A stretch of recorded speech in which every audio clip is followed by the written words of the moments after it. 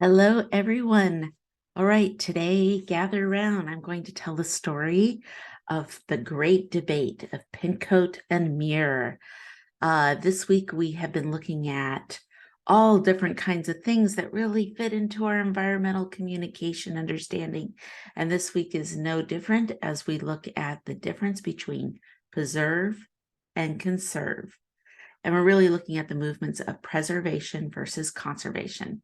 I really find this part of environmental communication and the history of the environmental movement as we the modern environmental movement as we know it today, really comes from this debate. Uh, Now, there's been a lot of layers that built up to the Pincoat Muir debate, but which I'm going to get to in a minute.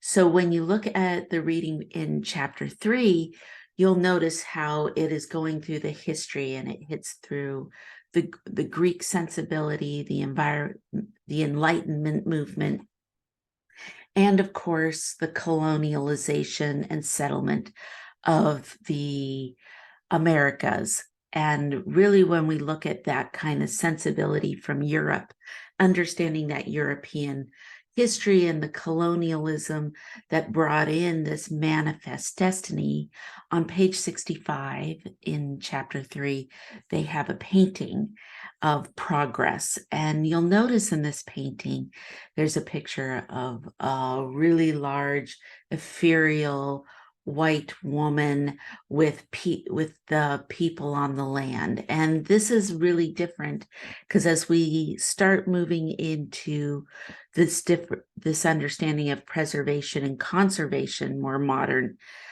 sensibilities, you want to understand where we're coming from, that somehow this movement of manifest destiny and progress was this idea of people developing land and using land. We're going to come back to that theme again and again and again. And when you listen, even I like to put up those current videos, current issues and current news things happening with the environment. There's a lot that I post about climate change or different environmental disasters or natural disasters. I want you to listen to those in a completely different way, to the way that the reports are being made. How are they reporting this? And what are the values of those reports, which we can still hear the remnants of colonialization and manifest destiny progress, but we're also going to hear these other values that come out of preservation versus conservation, or the Muir-Pincoat debate. So John Muir I put up some, in the land ethics, I put up some readings about John Muir. It's also in your textbook. And John Muir is part of the preservation movement. And it's perfect to start with preservation because it helps us understand what was happening with the settlement of the West.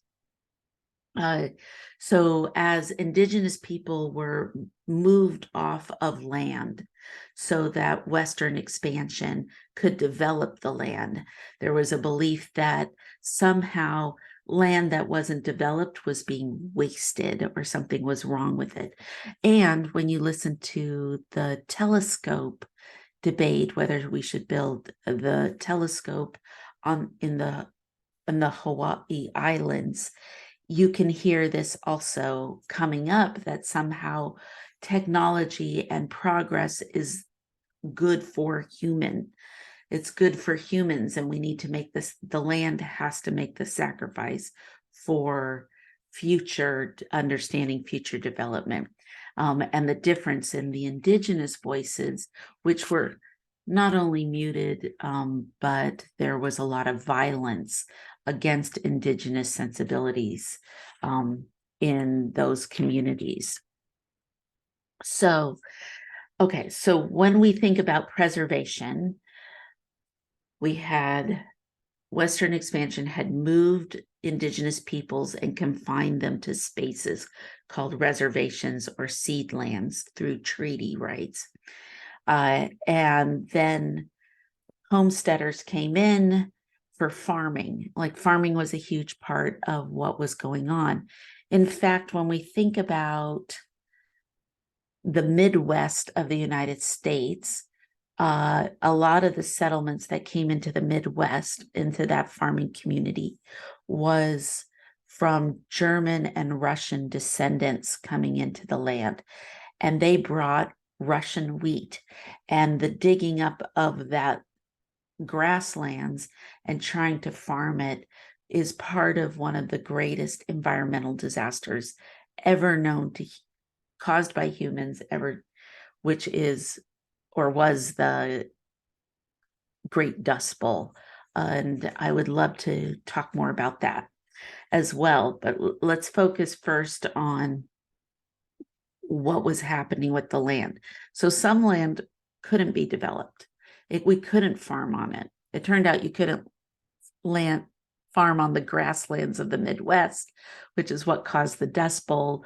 But we don't find that out for much later. At this point, it's so flat, it's easy to dig up and easy to plant those wheat crops in the Midwest.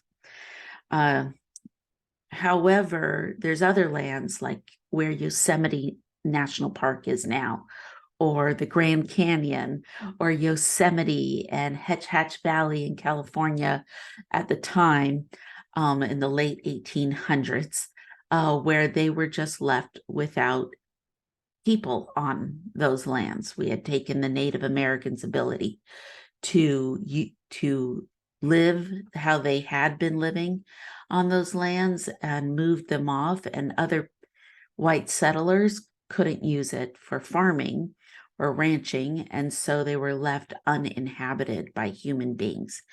And John Muir started to notice how beautiful it was. So this is really important, how beautiful. In fact, I have this National Geographic issue, which is actually just from last year, from 2022, America the Beautiful, and really thinking again, this aesthetic, this important aesthetic of uninhabited land. And because of photography, because of National Geographic kind of coming up as a magazine in the late 1800s, and we get this core value that land without humans is beautiful. It's aesthetically beautiful, undeveloped nature, and we need to preserve it.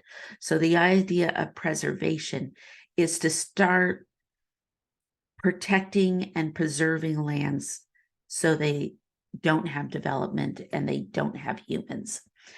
And that was really popular because then these became destinations to see the view. And we have photographers like Ansel Adams, who takes these incredible pictures. We have artists who are doing huge paintings, huge, like 12 feet by 10 feet paintings of the American West. And when you see these great paintings, many of them in the Metropolitan Museum of Art, unlike that painting that's in your textbook of Progress, these paintings have no humans in them. They're just incredibly beautiful landscapes without human beings. And that is really what the preservation movement, and it's really important to understand how photography and art how do they place humans in wilderness spaces? Next week, when we start getting really into environmental rhetoric and visual rhetoric, we want to start to be able to analyze what's happening in these framed spaces that become part of a core value, and then we develop laws around these visual rhetoric pieces and what they're conveying to us. So beauty, undeveloped nature, and the preservation movement of John Muir, he works with Teddy Roosevelt, Theodore Roosevelt, our president of the United States, to create the national parks. And the national parks, like Yosemite and Yellowstone and Grand Canyon, and all of them across the United States, were really about preservation. Now, Pink Coat, in the great Muir-Pink Coat debate, conservation movement, also very popular with the President Theodore Roosevelt. Pink Coat was very concerned about our wildernesses as well, especially timber and trees. And so Pink Coat believed we needed to undevelop and conserve different areas of wilderness for humans, so we could use those spaces. So conservation is conserving. It's kind of this idea of creating sustainability, forestry that's based on sustainability is really comes out of the conservation movement.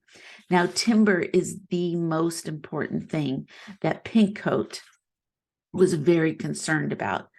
We definitely, for those of you who are more aware of the Pacific Northwest and the timber harvests that came in, there was just a massacre of cutting down trees. And through California, cutting down the biggest trees was part of this kind of machismo timber harvest expectation that somehow the conquering of the West was taking down these huge trees, redwoods, and all sorts of things, and using that timber for development, for buildings, for shipping, and definitely from the West Coast to the East Coast, the understanding of how timber was used to build ships and a fleet of Navy ships, and protection became really important. But that's not all the wilderness gives us. We need timber harvest. There's people who, like Theodore Roosevelt, who enjoyed hiking and recreation in the wilderness and hunting and fishing. And we definitely were seeing huge declines going into the 1900s of salmon in the Pacific, of overfishing of salmon. We have over hunting of other animals like the beaver and the buffalo in the West. And definitely this idea of hunting or fishing just for sport, not for substance or for use. Conservation movement became really important because it really said, hello, wake up. We are going to lose the buffalo and we like to hunt the buffalo. And so you need to create sustainability of the buffalo so we can use that as a resource to support humans.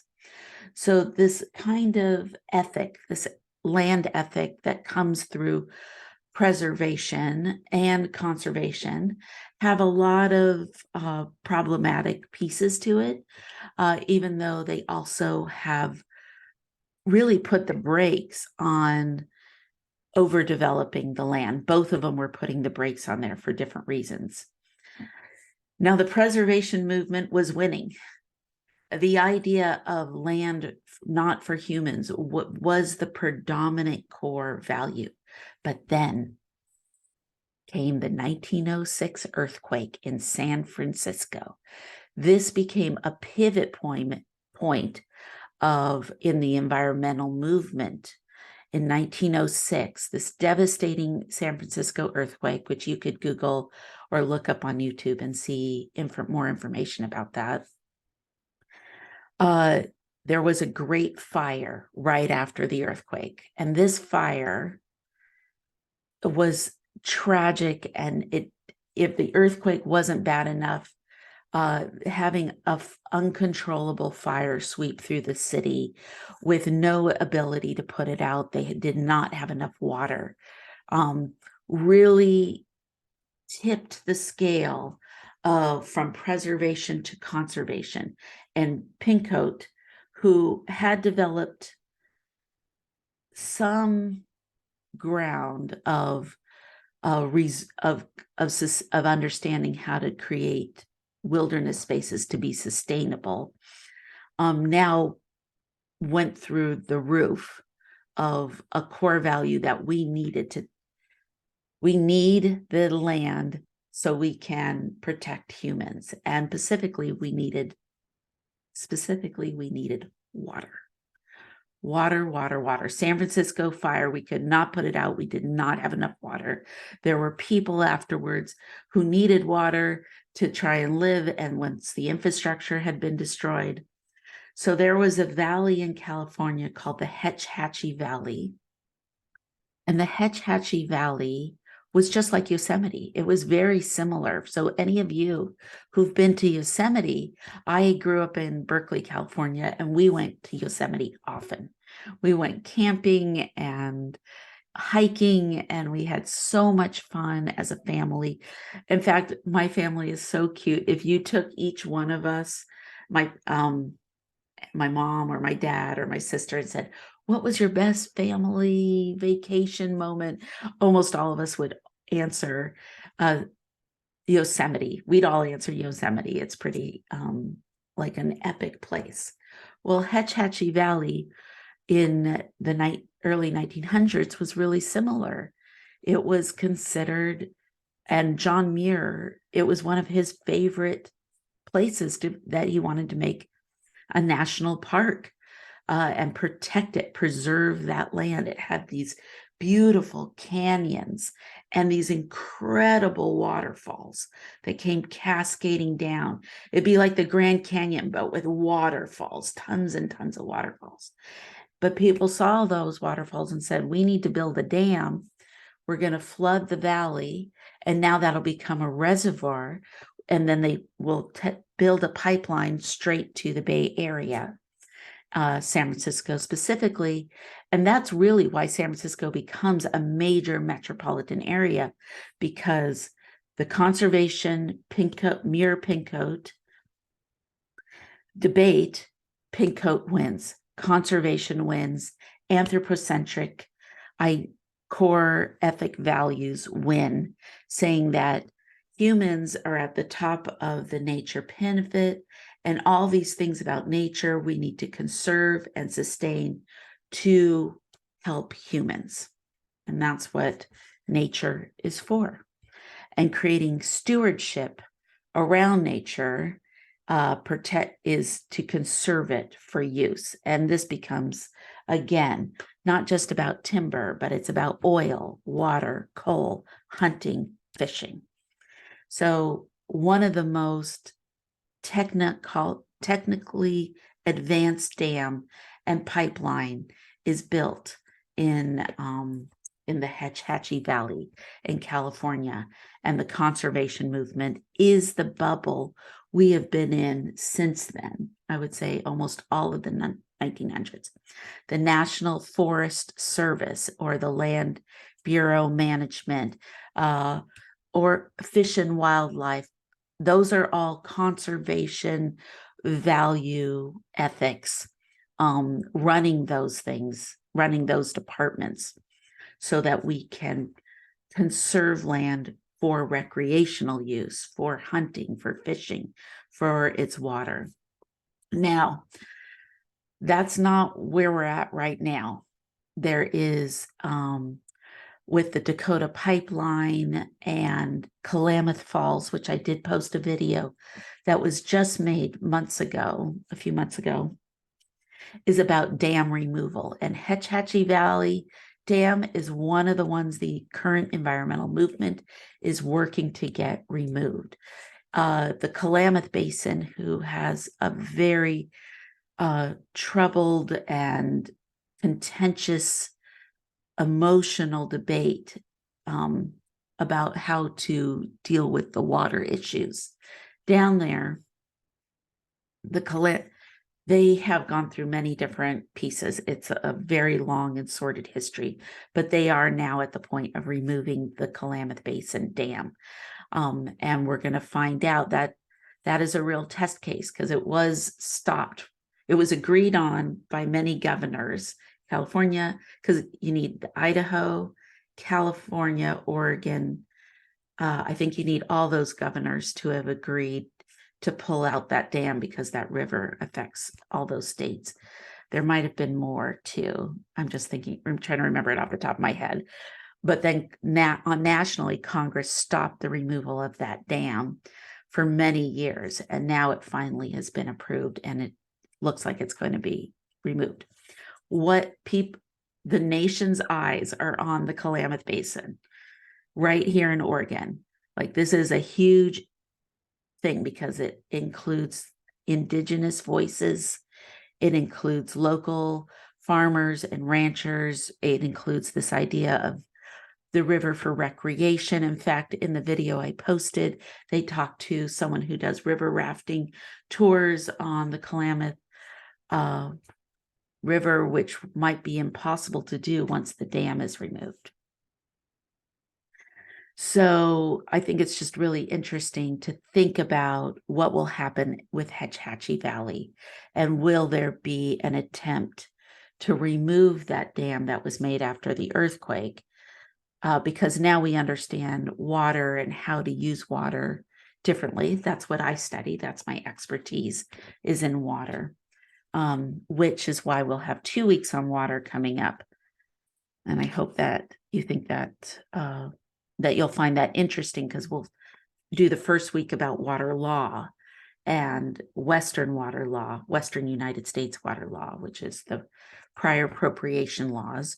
And then we will look at week 2, what is currently happening in infrastructure with water, like Flint, Michigan, Jackson, Mississippi. And it actually happened in Portland with the city district, with the schools. Maybe you were in school and saw water fountains being shut down. And what is really happening with our infrastructure on water is failing across the nation. And what are different things that people are looking to do to try and mitigate and help that. So that's what's coming up. But before we get to water, we're going to be in environmental rhetoric. We're going to be looking, and that's why I wanted you to know ethics before we move into rhetoric. They're very tied together, and land ethics. Just looking at my notes, seeing if there was something else. I think we got through everything. I hope you understand now the difference between preservation and conservation. What was happening with John Muir and the national parks, and what was happening with Pinkcoat and the National Forest and Land Bureau management and Fish and Wildlife. All of these things are kind of in this understanding of conservation. I can't wait to do your reading this week. Read your writing this week. And I've really been enjoying your perspective and what you're bringing to it. If there's something that you feel like is part of this debate and part of your experience, I would love to hear that and include that in your journal and reflection writing. I'll see you next week. Bye-bye, everyone.